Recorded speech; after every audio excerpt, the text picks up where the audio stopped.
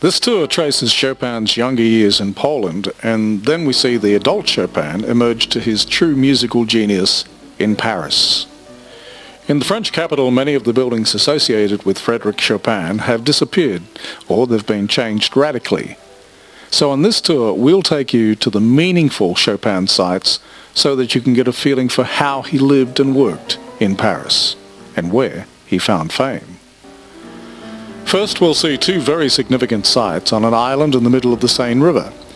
These two buildings are very important in illustrating the life and times of Chopin.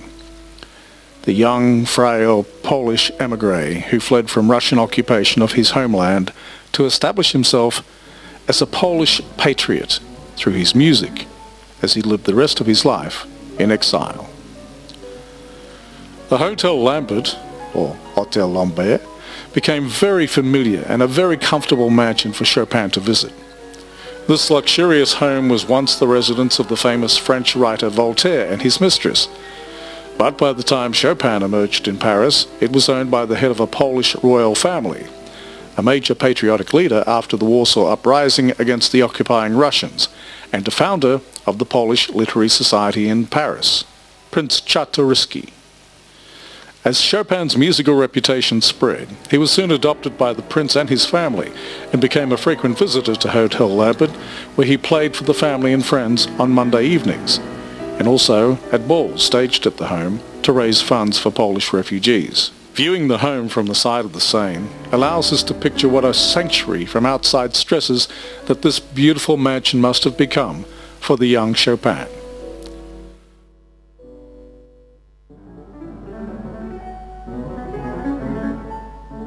On the same island, we'll visit a small museum called Salon Chopin, where we'll become more closely acquainted with the man and his music, as we're guided through this small room containing many Chopin mementos.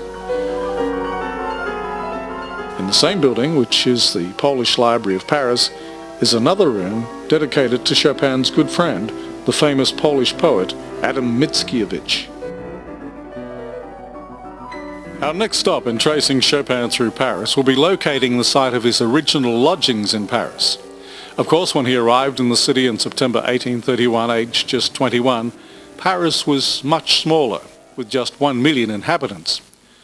He first stopped at a small inn, but quickly found a fifth-floor apartment in this building, in an area which was then crowded with artists helping to create the new so-called romantic movement, of which Chopin would soon become a prominent figure.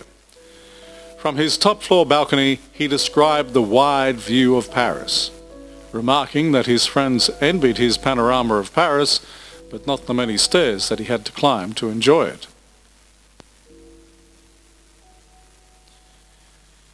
Staying in this apartment for less than a year, in June 1832, Chopin, having accumulated sufficient funds from giving piano lessons and networking his way into the elite Polish families, decided to escape the stress that the climb to his apartment was putting on his frail health.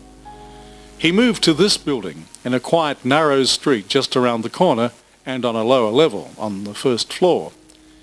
Here in this district, occupied by artists, writers and musicians, along with the new upper class, was an area labelled the New Athens, and he continued to teach piano to wealthy students.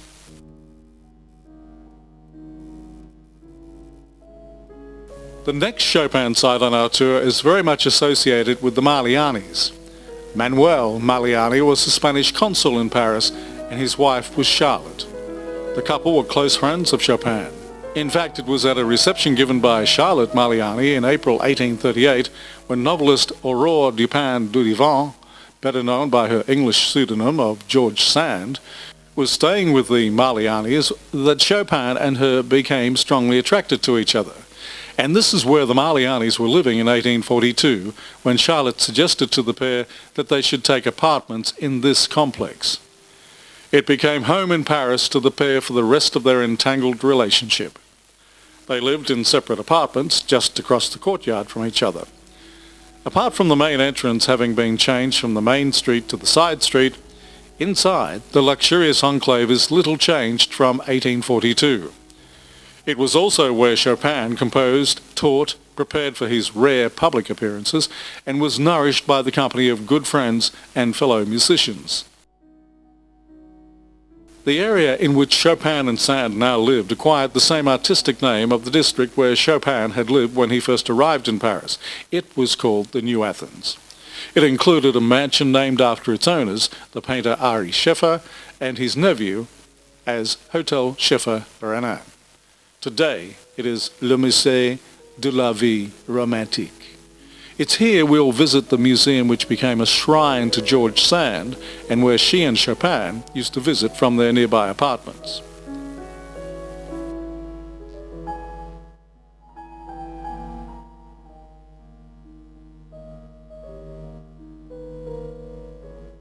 Here we will also take a lunch break before resuming our Chopin sites tour.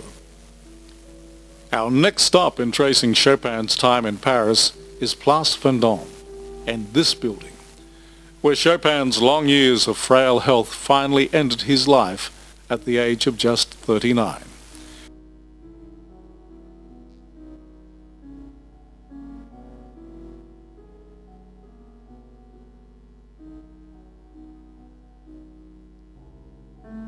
He died in an apartment here, rented for him by friends, on October 17, 1849.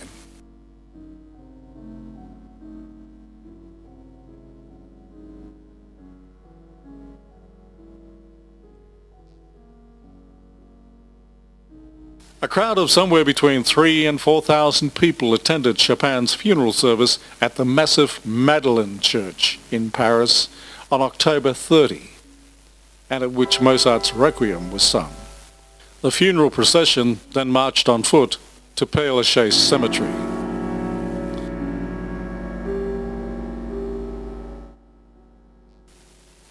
And this is our final stop on the Chopin Sites Tour, the final resting place of the poet of the piano, who is still on it here today, Frédéric Chopin.